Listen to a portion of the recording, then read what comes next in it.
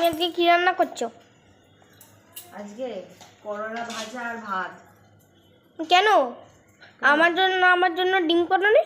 না, করলা ভাজা ভাত করেছো, খুব টক খেতে। কেন করেছো? না আমি আজ করলা ভাজা আর ভাত করেছি। সবসময় কি রোজা ভালো মন্দ খেতে হবে নাকি? না, আমি যে করলা ভাজা আর ভাত খুব করেছি। টক লাগে করলা ভাজা দিয়ে খেতে। না না, তোর জন্য ডিম করবো না, তোর জন্য ডিম করেছি। 3টে ডিম সেদ্ধ করে গেছি, ডিমের ঝোল করবো। এখানে যে করলা আলু ভাজা হচ্ছে, আর এখানে পেঁয়াজটা তো কাটা আছে ডিমের ঝোল বলে। করলা ডিমের পোচ করো না। ডিমের পোচ। ডিম সেদ্ধ হয়ে গেছে মা, অন্যদিন করে দেবো। আরে ডিমের ঝোল খা, আরে ডিমের ঝোল ভাত। আজ আর মাছ করলাম না, ভালো লাগে না মাছ খেতে। ডিমের ঝোল খেতে করছে, অনেকদিন ডিমের ঝোল খাওয়া হয় না। ডিমের ঝোল আর ভাত করলাম।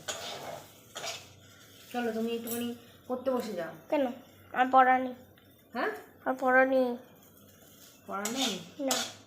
আর পড়া কমপ্লিট? কী করবে এখন? টিভি দেখবো।